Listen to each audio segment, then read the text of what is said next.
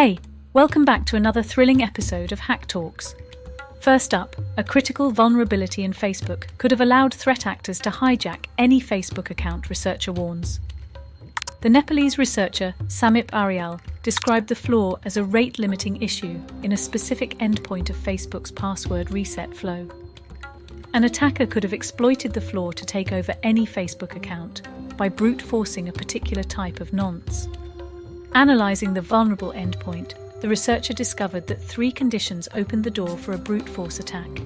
The nonce sent to the user is active for longer than 2 hours. The same nonce code was sent every time for the period.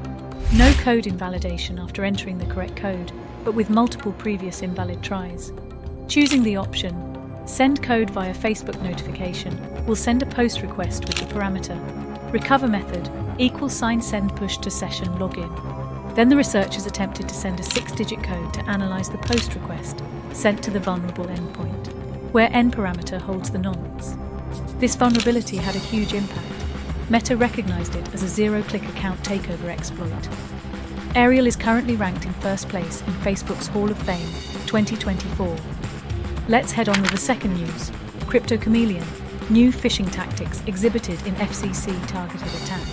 Lookout recently discovered an advanced phishing kit exhibiting novel tactics to target cryptocurrency platforms as well as the Federal Communications Commission, FCC, via mobile devices.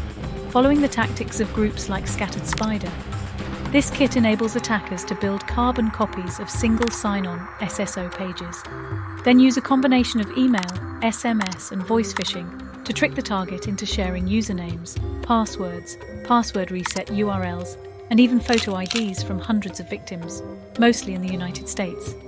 Moving to the third news, Windows kernel bug fixed last month exploited a 0-day since August. Microsoft patched a high-severity Windows kernel privilege escalation vulnerability in February, 6 months after being informed that the flaw was being exploited as a 0-day.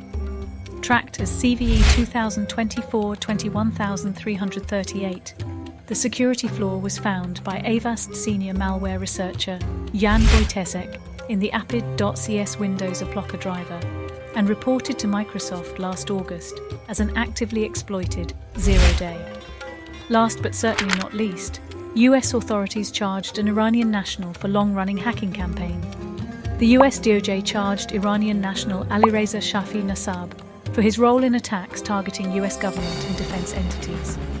And that's all for today. We will catch up in the next video.